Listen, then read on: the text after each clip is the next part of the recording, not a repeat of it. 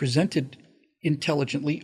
And again, you got to understand that this whole thing was a blindside kind of thing. We didn't expect Twitter and the media, all that. But basically what I'm saying is, if you take that general scenario where all of Georgia goes red except for Atlanta, and that the Georgia electoral system is so corrupt that they'll keep increasing the vote count in Atlanta until they get 20,000 more across the entire state, Georgia goes to the Democrats.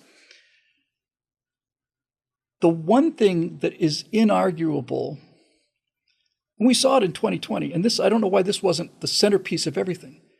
You cannot have more votes than the total number of voters in that district. And they did do that, and they got away with it in 2020. Some of these precincts had 120% turnout. If you can prove that a precinct had 120% turnout, that's guaranteed. Now look, I run into the same wall as you do. So many of these ballots came in. Well, just look at Dinesh D'Souza's. Was it 2,000 mules, 7,000? I don't know how many. 2,000 mules, a lot of mules. Here's videotape of these people stacking these boxes. Here's a videotape of all of it. And you start getting these votes like Biden, Biden, Biden, Biden. What about down ticket? Nope, I'm not. These votes are coming in from God knows where. They're showing up late, and they just have Biden. They don't have any of the other candidates. Nobody votes that way. Nobody. That's prima facie evidence. It's indisputable evidence that this is fraudulent. So the problem is not the electoral system. The problem is you can count on the press not only not rooting this out, but you can count on the press covering it. You can count on the press saying, no, everything's fine. So the question is, what we did not see in 2020, and what I kept expecting to see up until the Supreme Court punted. But at no point in 2020 did I ever see anybody present a cogent argument that didn't sound like it was a bit nuts. You know, I didn't see anybody go in there dispassionately, calmly say, these are the voting results that have come out of the machine.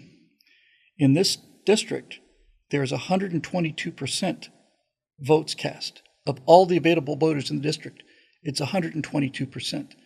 Now, certainly you and everybody else is smart enough to know that if the maximum number of anything is 100%, 122% means there's funny business going on.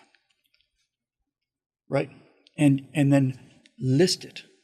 I think the best argument, and I've never heard anybody refute this either. I've said it many times. I'm not trying to bash Ben. I was there on Daily Wire. I was the late guest, you know, they brought me in, you know, I'm like the filling guy after all the interesting guys are gone, and it was late at night. And so I was there after they suspended the voting in the 5 states. I was there when Trump came out and made his announcement. I was on camera with Ben and Jeremy and Andrew Klavan and whoever else it was, I think. And Trump said, something's going on. And Ben said, that is the most irresponsible thing I've ever heard. He has no evidence to prove this whatsoever. And it's true that he could not have had any evidence in terms of here's my hand at that time. But I turned to Ben and I'll say to him what I'm saying to you now. Ben, the fact that they stopped counting is the evidence. They've never stopped counting ever before in the history of this country. Now 5 states or 6 states have stopped counting, all of them at the same time. That's the evidence. That's the evidence.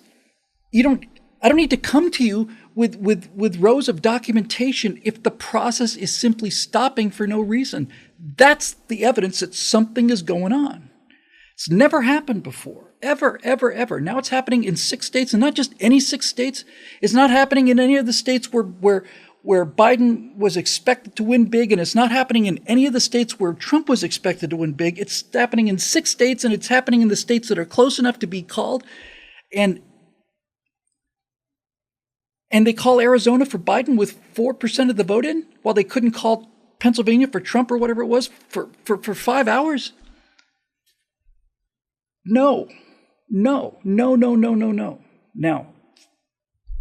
I don't know what's going to happen if we see that again, because I do know that the media will go through the same thing they do, you know, and guys like Bill Maher will say, oh, you Republicans always waving the flag and think you're so patriotic. Well, if you're so patriotic, you don't get to challenge the result of elections. I'd love to talk to Bill Maher about this. I'd love to talk with them. I really would. Bill, let me just take one example, Bill. Just one. Because you said it's unreasonable, and you got to be a little nuts to say that there was no evidence whatsoever of tampering in the 2020 elections. That's right. Okay, so during the course of the election, we were both watching it that night. You may remember that the results from Georgia were late coming in, and the reason that the Georgia results were late coming in was because there was a burst water main at the Allstate Center, the State Farm Center. That a water main had burst. This was announced on all the network TVs. Said that a water main had burst in this counting area, which turned out to be the single largest precinct in the state. But the votes were delayed because of a burst water main, right? And I'm a reasonable person, so are you. Water mains occasionally burst. It's kind of convenient that they burst during election night, but a water main could burst, right? Right. Okay, but after this was over, there was no burst water main, Bill. There was none. There wasn't anything. There might have been an overflowing toilet, but there was no burst water main. There was no water damage. If they stopped counting in Georgia because one of these key precincts, the strongly Democratic precinct, the one strongest Democratic precinct, stopped counting because of a burst water main, and then subsequent to the election, we find out that there was no burst water main, you don't find that a little bit interesting or odd? Do you actually believe that Jeffrey Epstein hung himself? Let me rephrase that. Forget that. Do you believe that Jeffrey Epstein killed himself during the 13-minute window when the video camera stopped working and before they started working again? Do you believe that? Do you believe that? Because if you do, then you're not as smart as I thought you were. You're just an ideologue. The thing I've always admired about you, Bill, is you seem to have a mind, and able to make your own decisions, and you're not afraid to swim upstream when you feel that something's obvious. So if it seems obvious to you that Jeffrey Epstein hung himself while the video cameras burned out, and then miraculously, because a video camera can burn out, it's unlikely, Bill, extremely unlikely that a video camera is going to burn out just before this guy hangs himself, but it's at least theoretically possible. What's not theoretically possible is that same camera will then repair itself 13 minutes later and be back on again. That's not possible. It's impossible, Bill. So something fishy's going on. And when they say it's a burst water main, and there is no burst water main, and that's one case among many, then this should cause you some concern. Here's another example for you. The next day we wake up and we look at all of these curves, and we're looking at these states that shut down, and we see here's Trump above, it's a red line above and a blue line below it, and red line, and then right around 2 o'clock in the morning, there's this blue line, jumps the red line as new votes come in, and then it's blue line like that, instantly, like that. And when the people behind one of these states, one of the election officials, Democratic election officials, were asked about this, they said, well, that's a little statistically unbelievable, don't you think? Well, the response was, yes, that's right. It was unbelievable. It was an input error. So what? It was an input error. We made a mistake. We input the wrong data, and that's what caused the bump. So we corrected it, and now it's fixed. So Biden won that state. My response to this would be twofold. First of all, that kind of bump means if you're expecting that district to get 900,000 votes, and it gets 5 million votes, that's not an input error. If I'm expecting to input the total for my precinct, and I've got a 900,000 person precinct, and I send in a total of 5.5 million votes, that's not an input error. It's not an error. That's just plain ridiculous. It's not interposing two of those digits. That's number one. And much more importantly, if Biden's down here and Trump's up here, and then all of a sudden, whoop, like that, because of an error, and we've been assured that error was an input error and it's been corrected, then we should see that number to go back down again, shouldn't we?